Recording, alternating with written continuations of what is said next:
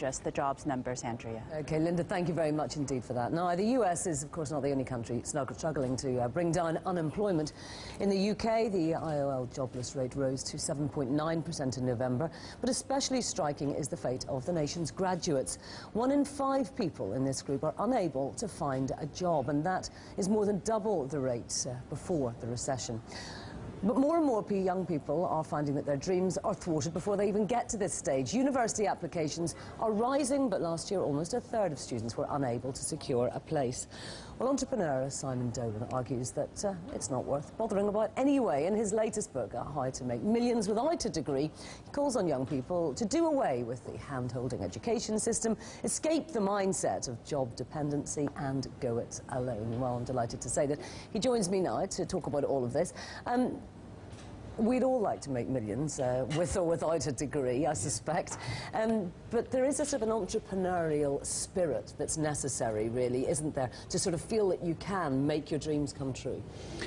I don't know if it's a spirit or something that can be taught. My argument is that it's something that can actually be taught rather than something that comes from within.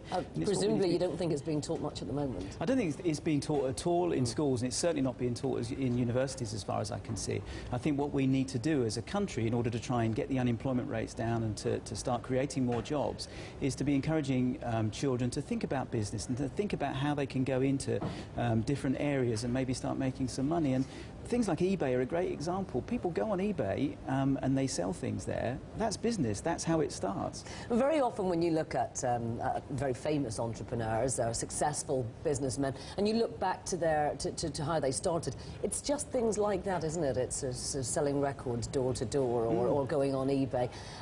Is that something that should be actually being taught in schools now? I mean, how do you teach that? I think what you need to do is you need to teach children that there's something outside of university and the academic route, because a lot of children aren't really suited to that. And to set up, people try and set up sort of business courses, but what they'll do is that they'll concentrate on the more academic side of business. And what they won't do to people that are coming along is to teach them how they actually sell things. And selling is the absolute key. If you haven't got any customers, you haven't got a business. Now, perhaps you should be talking to Mr. Cameron, because of course the whole issue about growth is that the private sector is going to expand, and for that you need entrepreneurs. But it's a very difficult business environment at the moment. Anyone who's out there trying to look for a loan, particularly somebody who doesn't have a university degree or any background in business, they're going to really struggle, aren't they?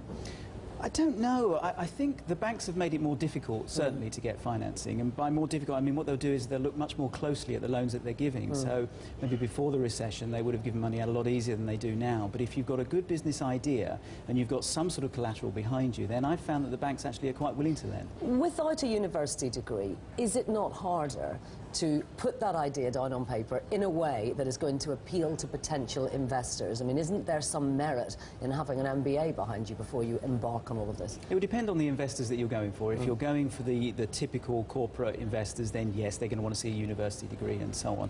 Again, my argument would be that if you'd have started your own business maybe when you were 16 or you were 18 when you'd left school, or even got in work in somebody else's business, by the time you would otherwise have finished university, you would have maybe 3, 4, 5 years of practical experience behind you.